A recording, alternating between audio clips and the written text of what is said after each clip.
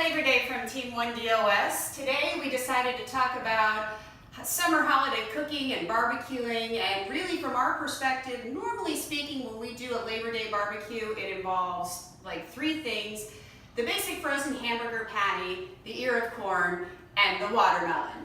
Today I'm going to show you how you can do a much more exciting burger and really spice up your holiday barbecue. So here it goes. This right here is my take on watermelon, and I think when we talk about making salads, I actually really like to do these very first. Once you can let a salad like this sit for a period of time, the flavors are going to blend. It's going to taste so much better. So instead of just chopped up watermelon in a bowl, we have actually added English cucumbers to ours.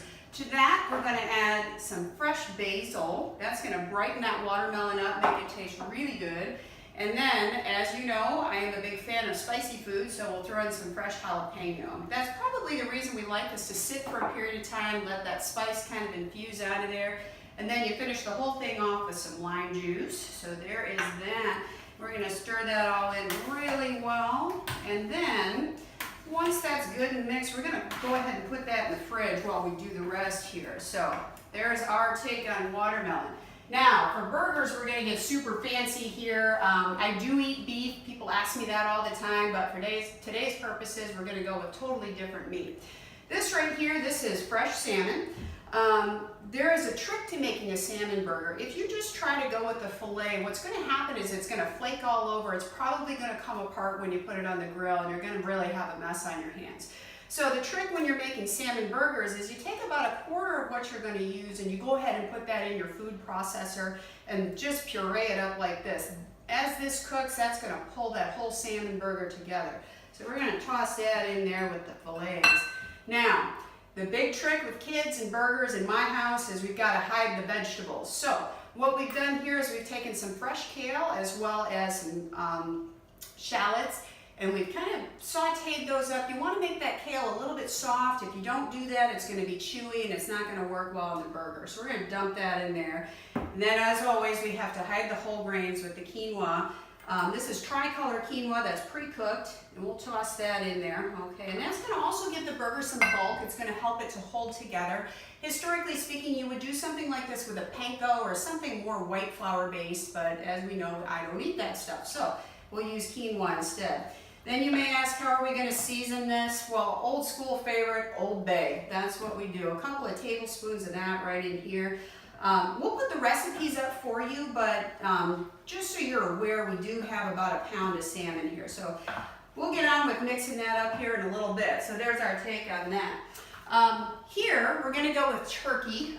This is my take on a Greek turkey burger. So we're going to start with some ground turkey.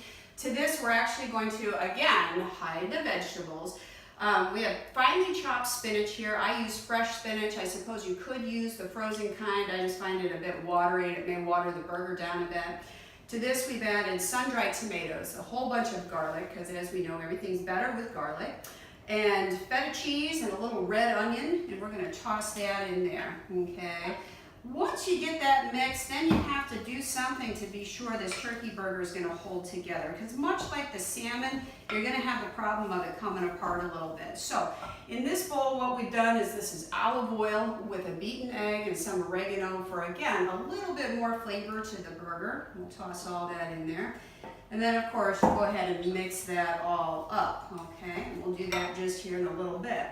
Finally, the third burger we're going to attack today is a family favorite. It's a buffalo chicken burger. We've got a pound of ground chicken here, a beaten egg at the bottom, again, help that to hold together.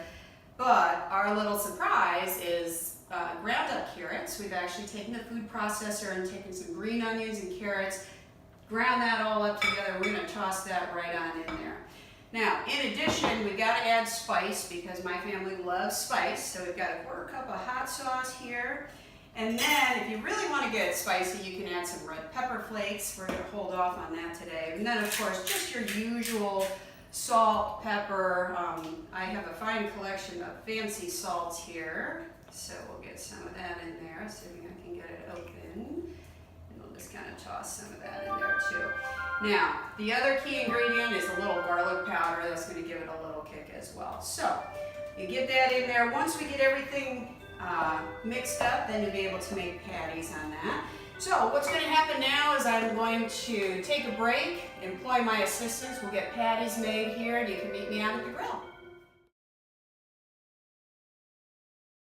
So welcome to my backyard. Here we are out at the grill. I wanted to say a few words about a grill. I'm fairly picky about mine. This is mine. This is a Big Green Egg. I love this grill so much. It's ceramic. It's about 1.5 inches thick. It does not use any chemicals at all. It uses hard lump charcoal, gives you a great flavor. You regulate the temperature with the vents, and no, they are not paying me to say this. It truly is my favorite grill over gas or charcoal. So you can see as we get a little bit closer, we've got our chicken burgers. We actually put those on some foil. They're pretty flimsy. I was afraid they would kind of fall through the grate there. And then we have the salmon burgers in the middle and the Greek turkey burgers on the end. So we're going to get these cooking and we'll be back in a few minutes. Back. Our burgers are coming along here. As you can see, we've taken the chicken burgers off that foil. Now they've cooked enough that they're staying together. We should be able to get that nice charcoal flavor on those. And it's time to talk about dessert. In our family, peach pie is a huge thing, and unfortunately with all the fat and the white flour, it just really isn't a doable thing for the holidays. So I have found grilling fruit to be the greatest thing for dessert. So here we have our peaches that we used to chop up and coat with sugar. But today what we've done is melted some butter and added a little cinnamon. We're just going to actually just brush that right on there like that and put that right on the grates. And what ends up happening is the fruit sugar in there caramelizes. It becomes very, very sweet. Ends up being a family favorite, and usually I've got some vanilla halo top to throw on top of there, which makes it a whole lot better. So we've got that. You may notice there's some pineapple there. That also is a family favorite. My family can polish off an entire pineapple once it's grilled, and literally I do absolutely nothing with this. I put it right on the grill. So we're going to let this cook a little bit longer, and then we'll be back to assemble. And we're back and everything is done. So let's talk a little bit about assembly. I think the biggest problem that I personally have when it comes to burgers is I don't eat any kind of flour. So that makes kind of the delivery device a little bit difficult, as I don't eat the buns. So here's some other options for you. Here we have that salmon burger that we started with the quinoa. And what we've done is put that on a bed of arugula and then whipped up this little Dijon vinaigrette dressing with pureed shallots to just really give that some more flavor.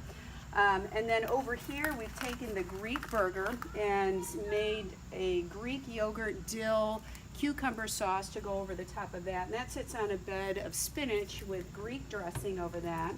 And then of course we've got our buffalo chicken burger where we go classic old school romaine hearts with blue cheese on the top, and you can feel free to add anything else you like on there. In my son's case it would be more hot sauce, but that's how that is. And then here we have the finished product of that cucumber and watermelon salad with the fresh basil. And then finally our grilled fruit. So I hope this helped you when you plan your next barbecue and our take on burgers. Until next time, we'll see you again.